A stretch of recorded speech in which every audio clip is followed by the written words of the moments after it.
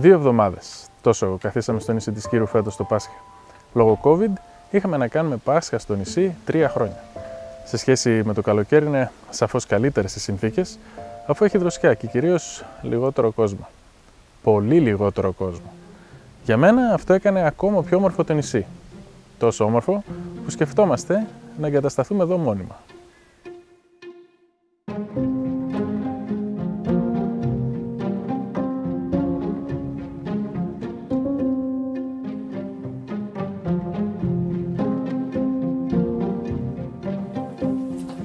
Έχοντας ζήσει όλη μου τη ζωή σε μια πόλη σαν τη Θεσσαλονίκη, είναι πολύ δύσκολη η απόφαση μιας μετεγκατάστασης σε ένα άλλο μέρος. Μου αρέσει πολύ η ρουτίνα και να μην αλλάζω συνήθειες. Και αυτή θα ήταν μια πολύ μεγάλη απόφαση, μια μεγάλη αλλαγή στη ζωή μου. Βέβαια, όλα είναι στο μυαλό. Όπως λένε, είσαι πάντα μόνο μια απόφαση μακριά από μια εντελώς διαφορετική ζωή. Και αν αυτή είναι η καλύτερη, από την άλλη, όσο και αν υπάρχουν θετικά σε μια τέτοια απόφαση, δεν σημαίνει ότι δεν υπάρχουν και αρνητικά. Αν δεν υπήρχαν, θα ζούσα ήδη εδώ. Γιατί σίγουρα υπάρχουν πολλά που κάνουν τη ζωή στη Κύρο εύκολη και ωραία.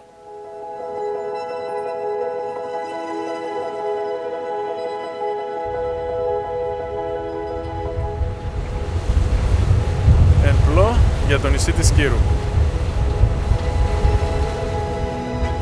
Από τη στιγμή που φτάσαμε στο νησί, οι ρυθμοί ζωής έπεσαν θεαματικά. Πολλοί έχουν συνδυάσει τα ελληνικά νησιά με διακοπές και καλοκαίρι. Ακόμα και τότε που μια λαοθάλασσα κόσμου ταξιδεύει σε αυτά, οι ρυθμοί είναι διαφορετικοί από αυτούς που έχουν συνηθίσει περισσότεροι σε μια πόλη.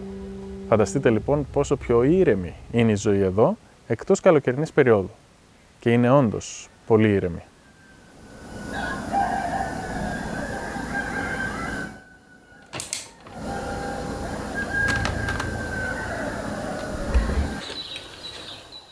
Η ηρεμία στο νησί ξεκινούσε από το χάραμα της μέρας. Είμαι πρωινός τύπος. Συνηθίζω να σηκώνομαι από το κρεβάτι αρκετά πριν από την ανατολή του ήλιου. Αυτό το κάνω, δεν είμαστε σε διακοπές. Άλλωστε, όταν δουλεύεις από το σπίτι, δεν υπάρχει έννοια των διακοπών. Το βιολογικό μου ρολόι έχει ρυθμιστεί να ξυπνάω περίπου στις 5 εδώ και χρόνια. Ίσως γιατί δουλεύοντας από το σπίτι από τα 25 μου, πάντοτε ανυπομονώ να ξυπνήσω για να συνεχίσω από εκεί που σταμάτησα το βράδυ για να κοιμηθώ. Ο ύπνος είναι ένα αναγκαίο κακό για μένα. Χωρίς τον ήχο ενός ξυπνητηριού να ξυπνάει τα γυναικόπαιδα του σπιτιού, είχα στη διάθεσή μου λίγες ώρες κάθε πρωί να ασχοληθώ με τα δικά μου. Αυτές είναι και οι πιο παραγωγικές ώρες της ημέρας μου. Σε σχέση με τη ζωή στην πόλη, δύσκολα συγκεντρωνόμουν στη δουλειά μου το πρωί. Η ομορφιά της φύσης που ξυπνάει με κάθε ανατολή του ήλιου με έκανε να αφήνω ακόμα και σημαντικές δουλειές για αργότερα, προκειμένου να αποθανατήσω τις στιγμές με την κάμερά μου. Και ήταν πολλές αυτές.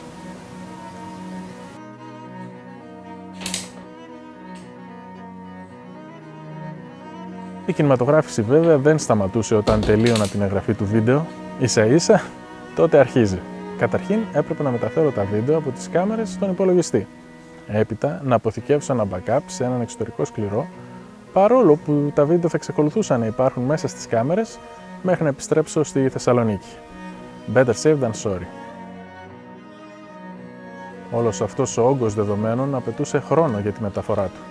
Συνήθως έκανα μια πρώτη επεξεργασία των βίντεο αργά το βράδυ πριν κοιμηθώ. Και αυτό συνέβαινε κάθε μέρα που βρισκόμασταν στο νησί. Δεν υπήρξε μέρα που να μην τραβήξω βίντεο, ήταν όμως μια απολαυστική ασχολία και σίγουρα μεγάλη διαφορά σε σχέση με τη ζωή στην πόλη, όπου υπάρχουν εβδομάδες που δεν αγγίζω καν τις κάμερες. Ενώ μακάρι τα βράδια μου να τα περνούσα κάνοντας editing τα βίντεο, όπως εδώ στη Σκύρο, αντί να βλέπω Netflix στον καναπέ. Καλύτερα να παράγεις παρά να καταναλώνεις. Μπορεί οι νέες εικόνες του νησιού να με έκαναν πιο δραστήριο με τις κάμερες. Μπορεί όμως απλά να με εμπνέει το νησί. Δεν είναι η πρώτη φορά που ερχόμαστε στη Σκύρο. Εδώ και 15 χρόνια περνάμε αρκετές εβδομάδες στο νησί και ποτέ δεν θυμάμαι να μην έβγαζα φωτογραφίες ή βίντεο. Ακόμα και πριν ασχοληθώ με το filmmaking τόσο ενεργά. Μπορεί η Σκύρος να αποτελεί έμπνευση για περισσότερη παραγωγικότητα? Πολύ πιθανόν. Και δεν μιλάω για την αυτονόητη έμπνευση που σου δίνουν τα ταξίδια λίγων ημερών, μιλάω για αλλαγή ζωής. Μιλάω να ζεις μακριά από το σπίτι που έχεις μάθει όλο το χρόνο.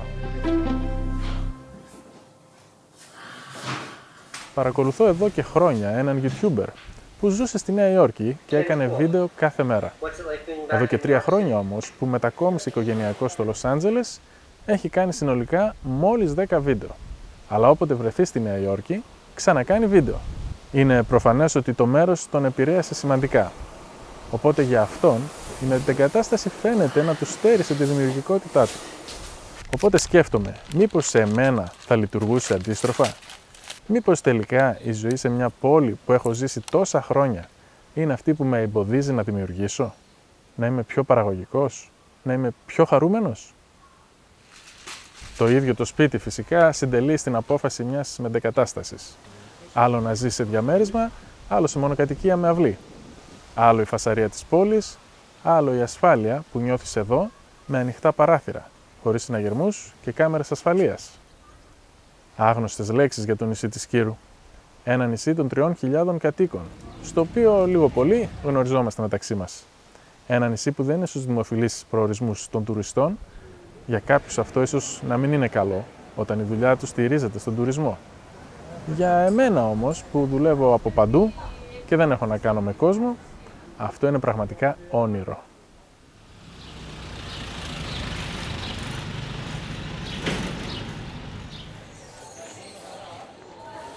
Συζητήσαμε με φίλους και συγγενείς το ενδεχόμενο της μόνιμης εγκατάστασης στο νησί. Όλοι μου είπαν πόσο δύσκολη είναι η ζωή εδώ το χειμώνα, πόσο ερημιά και μοναξιά υπάρχει.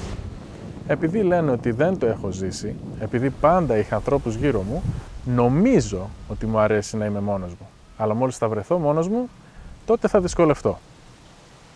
Ίσως και να έχουν δίκιο. Αλλά η αλήθεια είναι ότι προς το παρόν μου αρέσει πολύ να περπατάω σε άδεια σοκάκια, να παρκάρω το αυτοκίνητο όπου θέλω, να μην συναντώ άνθρωπο σε όλη τη διαδρομή. Τι ωραία! Τι ωραία! Δεν κυκλοφορεί ψυχή. Εκτός από εμάς. Εκτός από τους τουρίστες. Έχει φύγει ο τουρισμός. Σίγουρα έχει λίγο παραπάνω κόσμο από ότι να είναι εντελώς πριν από ένα μήνα. Όπως εμείς που έχουμε ξεμείνει, κάποιοι που έχουν ξεμείνει. Τώρα θα έχει πάλι το τριήμερο λίγο κόσμο. Θα έρθουν Παρασκευή με Δευτέρα. Μετά ξανά καλοκαίρι.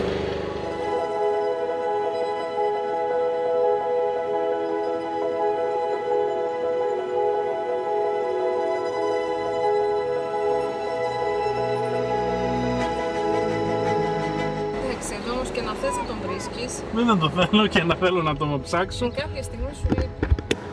Ο κόσμος. Ποτέ δεν μου λείπει ο κόσμος. Γιατί να μου λείψει ο κόσμος? Όταν ο καιρός ήταν άσχημος, για μένα τα πράγματα ήταν ακόμα καλύτερα. Δεν μπορώ να φανταστώ πόσο καλύτερα θα ήταν το χειμώνα. Το μόνο κακό με το χειμώνα θα είναι οι πολλές ώρες που έχει σκοτάδι.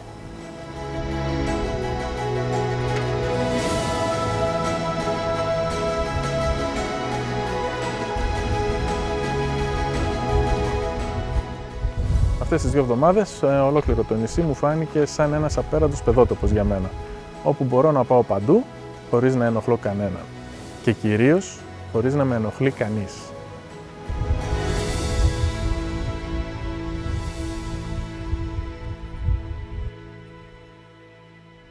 Οπότε ποια είναι τα θέματα που μας προβληματίζουν σε μια πιθανή μετεγκατάσταση στο νησί? Καταρχήν είναι το θέμα της υγείας. Στη Σκύρο υπάρχει ένα κέντρο υγείας, το οποίο έχουμε επισκεφτεί στο παρελθόν. Από εκεί και έπειτα, για οτιδήποτε πιο σοβαρό, θα πρέπει να πάρει κανείς το καράβι και να περάσει απέναντι στην Εύβοια. Και δεν μιλάω για τα πολύ σοβαρά, μιλάω ακόμα και για κάποιες συνηθισμένες εξετάσεις ρουτίνας, για τις οποίες δεν υπάρχει υποδομή στο νησί. Γενικά, προσωπικά νιώθω μια ανασφάλεια όσον αφορά τα προβλήματα υγείας, έχοντας συνηθίσει την ασφάλεια που προσφέρει η πόλη σε αυτόν τον τομέα. Άλλο ένα θέμα είναι η εκπαίδευση. Αν και στο νησί υπάρχουν όλες οι βαθμίδες της εκπαίδευσης, φροντιστήρια και ομάδες δραστηριοτήτων, σίγουρα δεν μπορεί να συγκριθεί με τις επιλογές μιας πόλης. Αν και η μικρή μας είναι ακόμα σε ηλικία που θα χαρεί τη ζωή στην Ύπαιθρο και τις ελευθερίες που προσφέρει η ζωή στο ελληνικό νησί, μεγαλώνοντας θα νιώσει περιορισμένη, έχοντας ζήσει τις δυνατότητες που δίνει η ζωή στην πόλη.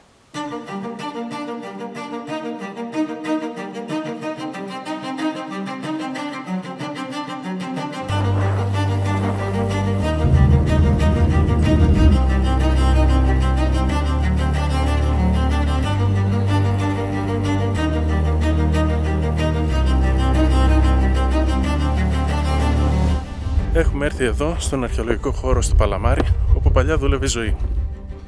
Το 2001 για λίγο. Σοβαρά. Για ανασκαφές. Φυσικά υπάρχει και το οικονομικό και επαγγελματικό θέμα. Η Ζωή θα πρέπει να παραιτηθεί από την εργασία σε περίπτωση μόνιμης εγκατάστασης στη Σκύρο, κάτι που θα επηρεάσει τον οικονομικό προϋπολογισμό. Και αυτή είναι η στρωματογραφία, πώς κάθηκαν και πώς θα είναι στρώσεις μέσα στο χώμα, βλέπεις. Από την άλλη, βέβαια, η γνώμη μου είναι ότι μια τέτοια αλλαγή θα την επηρέαζε πολύ θετικά σε ψυχολογικό επίπεδο. Γεια σας. Καλή συνέχεια.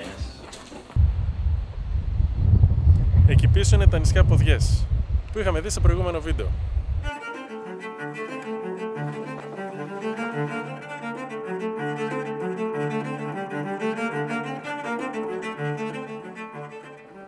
Προσωπικά πιστεύω ότι η εργασία δικιά μου θα επηρεαστεί θετικά, αφού περιμένω ότι θα γίνω πολύ πιο παραγωγικός εδώ. Και σχετικά με το κόστος ζωής, πιστεύουμε ότι τα έξοδα θα μειωθούν ζώντας εδώ. Ένα ακόμα όφελος θα είναι η αποπληρωμή του στεγαστικού δανείου που έχουμε στη Θεσσαλονίκη. Εφόσον εγκατασταθούμε εδώ, το δάνειο θα πληρώνεται από την ενοικίαση του σπιτιού εκεί. Γενικά, περισσότερο μας απασχολούν τα έσοδα σε μια τέτοια αλλαγή ζωής παρά τα έξοδα. Χαίρετε, χρόνια πολλά, πολύχρονοι. Ευχαριστώ πολύ, Βασίλη. Ευχαριστώ. Πολύχρονοι. Τι έγινε, παιδιά, εδώ είστε. Φεύγουμε αύριο. Θα πάρεις, σας είπα εγώ τώρα. Εσύ δεν πάρεις. Λες, η αλήθεια είναι ότι τώρα έχω σκάσει από το φαΐ, από την άλλη. Σκάσει, αλλά αύριο δεν θα το. Αλλά αυτό σκέφτομαι. Λοιπόν, τι βάζω. Φράουλα και βουβαλίσιο. Θέλω αμυγδαλωτά να πάρω, γιατί θα πάμε επίσκεψη, οπότε λέω θα πάμε να δοκιμάσουν. Είδες πώς κρατάνε τις κολόνιες που κάνουν έτσι. Καραμέλα έξω, σοκολάτα μέσα. Αυτά δεν είναι παραδοσιακά. Αυτά είναι Το παραδοσιακά. είναι κάτι παραδοσιακό σκύρου. Ναι. Οπότε θα πάμε Αυτό είναι μια παραλλαγή του παραδοσιακού τώρα. Αυτό είναι από εμάς για εσάς. Είναι σπάει έτσι, Καλά, είστε και Ένα καλό ταξίδι, ευχαριστούμε πολύ, να είστε καλά. να σας ευχαριστούμε. Καλό να ξανάρθετε. Να δω ένα βιντεάκι μου, είπε ο Κωνσταντίνος, να δω ποδιές, Σκύρος, ποδιές, κάτι τέτοιο. Θα το δω τώρα. Πάρα πολύ. Εδώ και ένα μήνα δεν το έχω δει. Καλά, εντάξει. Λέω το βάζω τώρα, του λέω. Ευχαριστούμε και για το κέρασμα. Να είστε καλά, να είστε πολύ χρόνια, να τη χαίρεστε και καλό ταξίδι. Επίσης, χαιρετισμούς στην Και οικογένεια. τα ξαναλέμε Να πάλι. είστε καλά. Εντάξει, άντε ρε παιδιά, να είστε Γεια καλά. σας. Γεια σας. Πάω κι εγώ από αυτό δηλαδή. Θες? Αυτό πήρα 2 χρόνια και πήγα στο τέλος στα χώρα. Ωραία. Τι, δεν θα σε φας. Θα έπαιρνα και λίγα ραπίνα. Δεν πειράζει, πάμε. Και αυτές μου αρέσουν οι γεύσεις. Δεν κατάλαβα γιατί νόμιζα.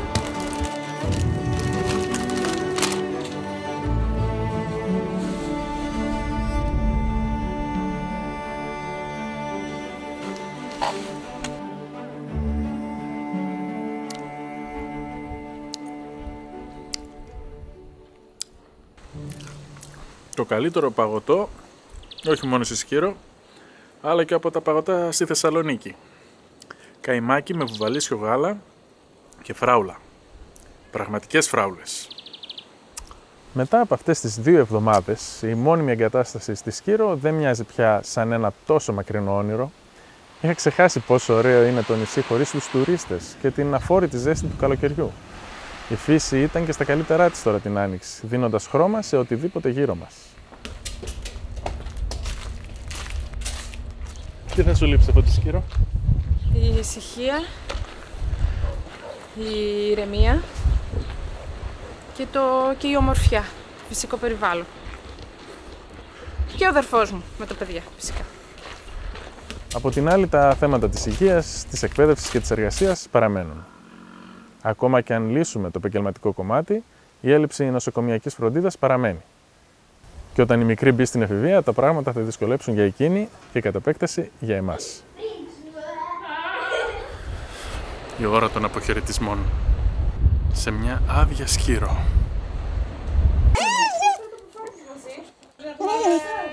Λοιπόν, την επόμενη φορά που θα έρθεις στη Θεσσαλονίκη, θα πάμε σε όποιο μουσείο θέλεις. Bye! Καλό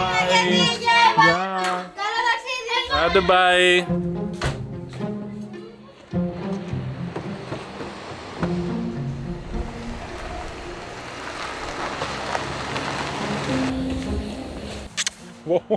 Δεν μπορώ να ασχολούμαι. Άντε ρε. Καλό ταξίδι. Προσεκτικά στο δρόμο. Ευχαριστούμε. Και εντάξει. Το καλοκαίρι θα τα πούμε. Τώρα θα έρθει ο μπαμπάς. Πόσο καιρό ακόμα? 2 μήνες. 2,5 μήνες. 2,5. Πούμε το καλοκαίρι, κάνουμε βουτιές. Σε πάω και με το σκάφος βόλτα. Φιλάκια Κωνσταντού.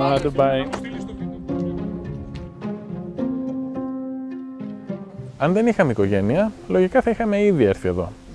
Αλλά μετά, αν δεν προγραμματίζει το μέλλον. Δυστυχώς, κάποτε τα ωραία τελειώνουν. Και έτσι για άλλη μια φορά θα πρέπει να αφήσω αυτό το μέρος. Σε όλους αυτούς που επισκέπτονται τα ελληνικά νησιά μόνο το καλοκαίρι και ειδικά τον Αύγουστο, θα τους πρότεινα να το κάνουν σε μια άλλη, λιγότερη δημοφιλή περίοδο του καλοκαιριού. Και ακόμα καλύτερα, σε μια διαφορετική εποχή του χρόνου. Αντίο. Ελπίζω μέχρι το καλοκαίρι. Πέρα από το να δουν εικόνες πολύ διαφορετικές από ό,τι έχουν συνηθίσει να βλέπουν στα ταξιδιωτικά φυλάδια, θα έχουν την εμπειρία να ζήσουν όπως οι μόνιμοι κάτοικοι των νησιών αυτών. Και αν τύχει να βρεθούν στη Σκύρο σαν εμένα, ίσως να αναθεωρήσουν την ποιότητα ζωής τους και το τι πραγματικά τους κάνει χαρούμενους. Γιατί εμένα το νησί της Σκύρου με κάνει χαρούμενο. Ειδικά την Άνοιξη.